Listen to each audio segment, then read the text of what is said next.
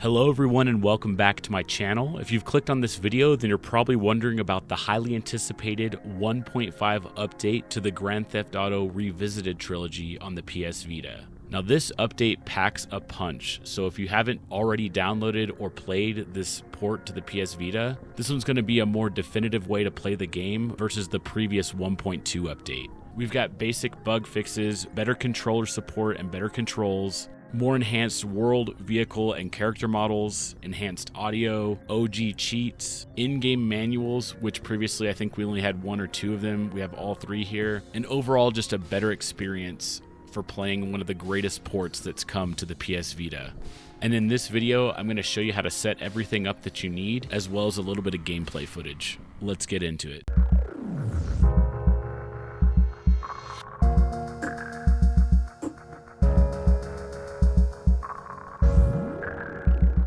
So starting out, you're going to need to obtain the Anniversary Edition or the most up-to-date versions of these games. They're going to contain a VPK to launch each one, but there's a new GTA RT English VPK, as I have listed in the bottom right here, which will launch all three games. And then you're going to need to extract all three of these files, and within each one of these files, you're going to have the data file or game file, in which you're going to need to put onto the root of your Vita.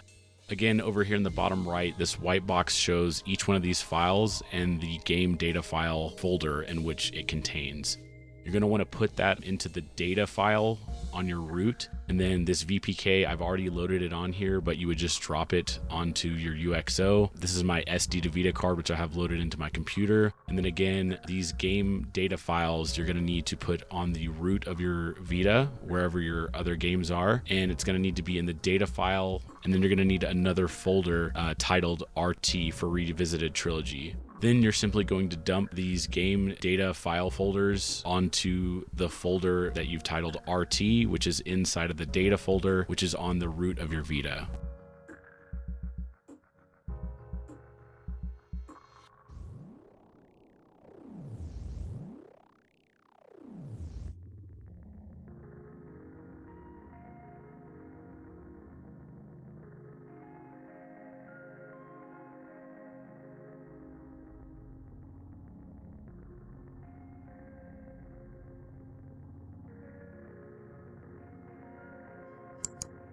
Now we're going to open up VitaShell just to confirm that everything is in its right place. I'm going to go to my UXO. I'm going to go to the data folder, and then I'm going to go to that folder that I titled RT, and there you have it. All three data file folders are there, and if you click on each one, it shows all the assets and everything that's needed.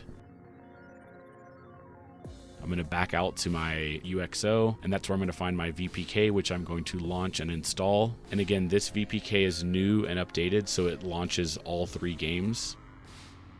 Okay, and after that gets done installing, I'm going to go back out to my home screen and I'll see the new game bubble popped up.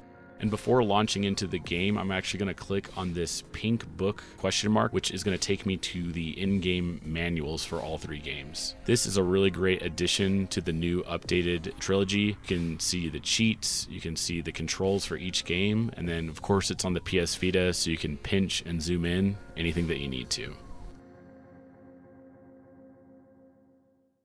Loading up the games, you can actually see here we've got Grand Theft Auto 3, we've got Grand Theft Auto Vice City and San Andreas, and then there's a little gear which you can open up a settings tab on the San Andreas one and make several adjustments. I'm just going to cancel out. All right, and that's about it as far as the installation goes. You can see that everything is there ready for me to launch. There are some pretty hefty load times the first time that you launch each one of these, but you should have everything that you need.